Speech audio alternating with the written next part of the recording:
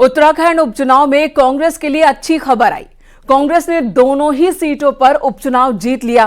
Manglaur seat पर कांटे की टक्कर के बावजूद कांग्रेस के काजी निजामुद्दीन जीतने में कामयाब रहे। काजी निजामुद्दीन ने बीजेपी के करतार सिंह भड़ाना को 449 वोटों से हराया है। उधर बीएसपी इस सीट को गंवा चुकी है, तीसरे नंबर पर पहुंच गई है। वहीं बद्रीनाथ सीट की अगर बात की जाए तो यहां पर कांग्रेस के लखपत सिंह बुटोला ने बीजेपी के राजेंद्र भंडारी को लगभग 5000 वोटों से करारी शिकस्त दी।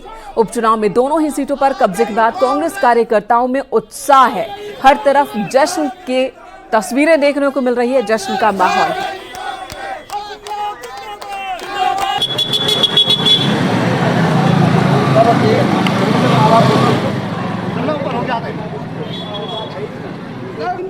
तो लंबे वक्त बाद कांग्रेस के लिए खुशी की खबर। उत्तराखंड में एक लंबा अरसा हो गया जब उत्तराखंड में कांग्रेस ने जश्न मनाया हो।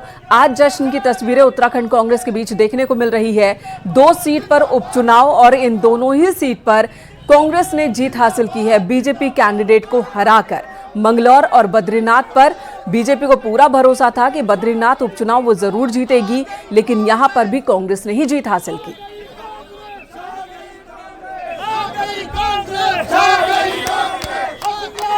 तो उत्तराखंड उपचुनाव में कांग्रेस को अच्छे नतीजे मिले हैं। कांग्रेस ने दोनों ही सीटों पर उपचुनाव में जीत हासिल कर ली है।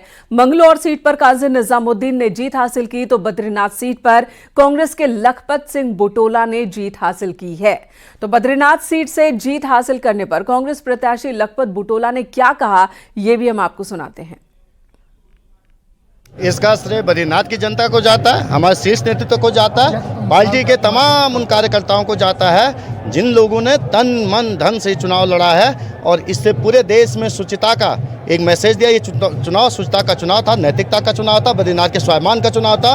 पूरी जनता ने बद्रीनाथ के स्वाभिमान के लिए वोट डाला है और ये दिखाया है दिल्ली की सरकार को भी, उत्तराखंड की सरकार को भी, यदि अनैतिक रूप से तुम राजनीति करोगे तो निश्चित रूप से जनता सबक सिखाएगी। मैं आपसे कह सकता हूँ, ये देखिए, ये केवल विधायकी से इस्तीफा देने का मामला नहीं था, यह बद्रीनाथ के स्वाभिमान से इस्तीफा देने का मामला था।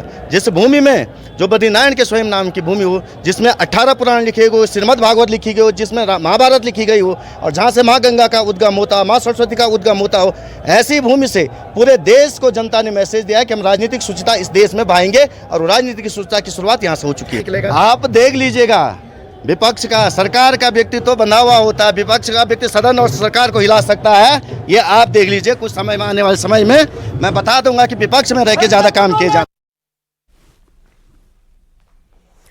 तो इस कामयाबी के बाद उत्तराखंड कांग्रेस गदगद है, कार्यकर्ताओं में उत्साह है। कांग्रेस के वरिष्ठ नेता और पूर्व मुख्यमंत्री हरीश रावत ने इन नतीजों पर क्या कहा, वो भी सुनते हैं। सीटें दोनों जगह कांग्रेस जीत गई है।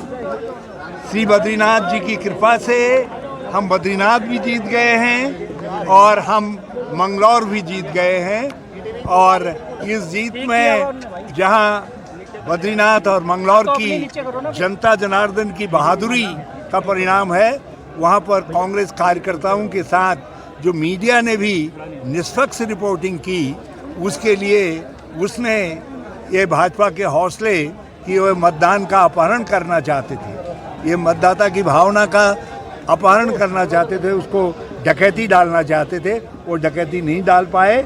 यह आपकी कांग्रेस कार्यकर्ताओं की और आपकी जो सतर्कता थी, जो आप लोगों ने हमारी भावना को, और ऐसा हो रहा है, उन घटनाओं को आगे बढ़ाया, राष्ट्रीय परिदृश्य पर लेकर के गए। भाजपा हौसला नहीं कर पाई और इसलिए वो एक ही बूथ पर, दो बूथों पर केवल कब्जा कर पाई, नहीं तो उनकी योजना लगभग 20 बूथों पर कब्जा करके पूरे परिणाम का अपहरण करने की थी।